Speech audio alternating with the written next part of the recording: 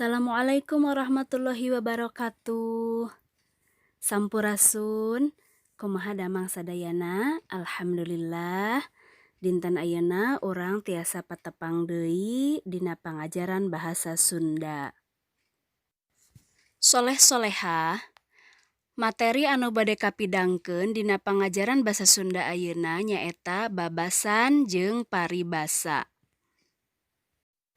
Ayeuna siapkeun alat tulisna, margi dina dinten ieu urang bakal mikawaruh harti, conto, babasan jeung paribasa, sarta cara ngalarapkeunana dina kalimah. Materi ieu aya dina buku Basa Sunda Hidep, halaman 51. Jadi hari ini kita akan belajar bagaimana arti dari babasan, arti dari paribasa, serta bagaimana cara membuatnya menjadi kalimah yang padu. Bismillahirrahmanirrahim.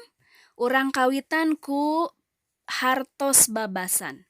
Babasan nyaeta susunan kecap nu hartina teu sarua jeung harti sabenerna. Kalimahna ringkes ngan diwangun ku dua kecap. Dilarapkeunana kana kaayaan anu teu dijentrekeun sagemlengna. Dengan kata lain, yang dimaksud dengan babasan adalah rangkaian kata yang artinya tidak sama dengan arti sebenarnya. Kalimatnya singkat, hanya disusun oleh dua kata. Biasanya untuk menggambarkan keadaan dengan makna kias. Supados langkung ngartos, urang tingali contoh babasan sarta larapna dina kalimah. Amis budi. Amis budi diwangun ku dua kecap, nyaeta kecap amis sareng kecap budi. Dua kecap ieu nalika jadi babasan teu tiasa dipisahkeun. Amis budi jadi ngan sakecap. Amis budi hartosna someah, atau kalian mengenalnya dengan friendly, ramah kepada siapapun. Contoh babasan lamun dilarapkeun dina kalimah nyaeta Wildan dipikaresep babaturanana lantaran amis budi. Dalam bahasa Indonesia, Wildan disukai oleh teman-temannya karena ramah.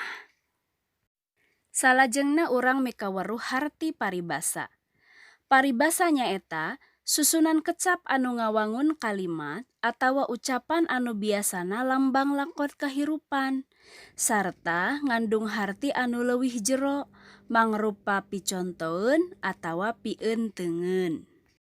Dengan kata lain, peribahasa adalah rangkaian kata atau kelompok kata yang membentuk sebuah kalimat yang menggambarkan makna mendalam dari tata kehidupan, prinsip atau nasihat untuk menjadi contoh atau tauladan.